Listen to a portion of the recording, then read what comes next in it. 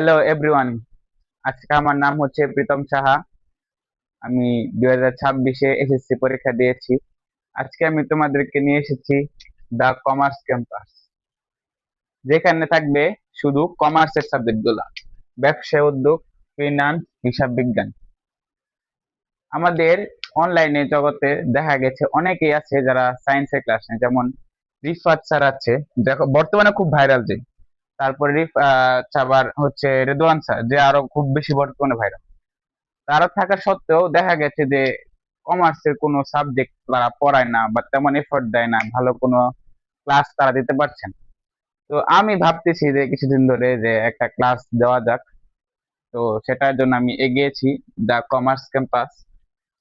আমি এখানে হিসাব বিজ্ঞান, মানে ধরতে গেলে কমার্সের যে গ্রুপের সাবজেক্ট গুলো আছে, সেই গ্রুপের সাবজেক্ট গুলা আমি এখানে দিতে চাইতেছি।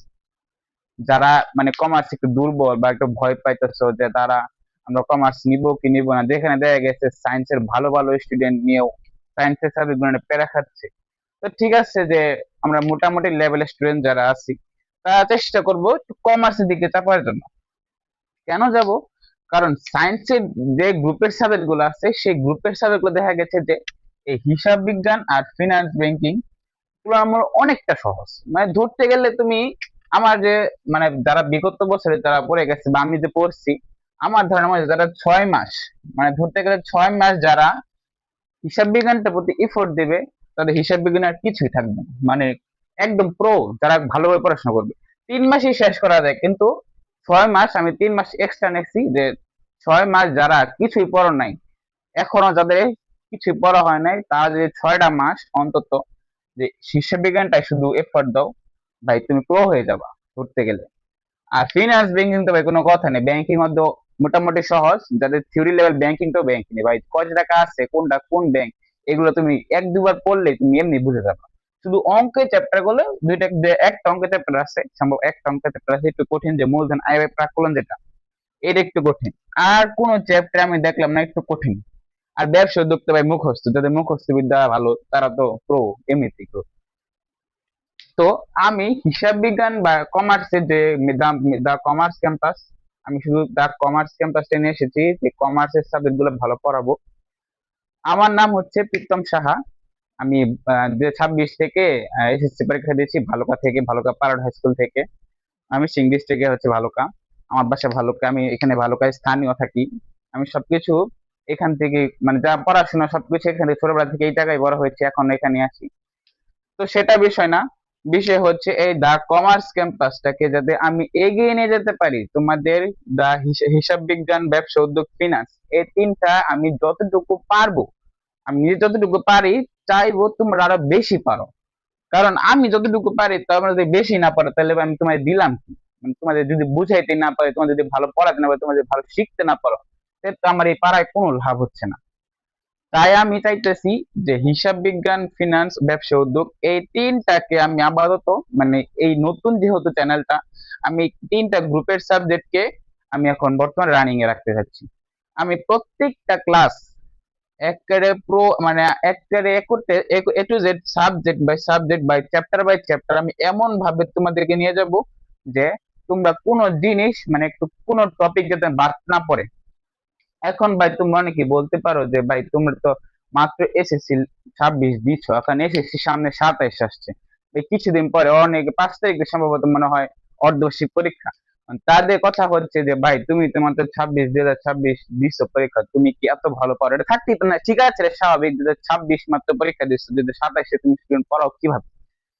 আমি বলবো যারা হিসাব বিজ্ঞানটা একটু হলো বুঝো, তা কমার্স ক্যাম্পাস থেকে, মানে কমার্স সাবজেক্টটা যেহেতু তুমি একটু হলো যদি বুঝে থাকো, আমি বলবো আমি কেন ভাই, যে 9-10 পড়ে মাত্র 27 দিয়েছে, যদি তুমি ভালো করে পড়ে থাকো, আমি বলবো সে একটা স্টুডেন্ট, মোটামুটি লেভেলের স্টুডেন্ট হলো সেও এক হিসাব বিজ্ঞান ফিনান্সটাকে একটা এ টু জেড, মানে সম্পূর্ণ না বুঝাতে পারলো, কিছুটা 50-60% হলো একটা স্টুডেন্টকে সে বুঝাতে এবিলিটি গড়ে তুলতে পারে। এটা আমি, আমার যতটুকু মনে হয় আমার মধ্যে এই অ্যাবিলিটিটা কিছু হলেও আছে। তা আমি চেষ্টা করব তোমরাও এর থেকে বেশি অ্যাবিলিটি যদি তোমাদের মধ্যে থাকে। তাই আমি দা কমার্স ক্যাম্পাসটাকে নিয়ে এসেছি।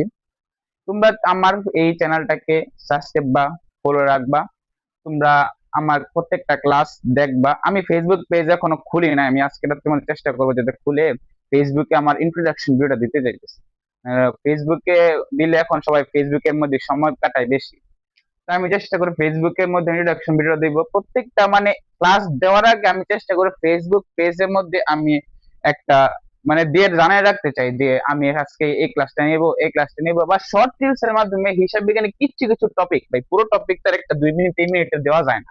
তাই আমি চাইবো কিছু কিছু জিনিস আমি ফেসবুক রিলস দিয়ে দিব, তারা সহজে কালেক্ট করে নিতে পারো। তারপর আমার দা কমার্স ক্যাম্পাসটাকে তোমরা ফলো রাখবা, যে এই ভাইয়া কি দিতেছে, ভাইয়া কি দিতে চাইতেছে, কি বলতে চাইছে, একটু আমার সাথে থাকবা।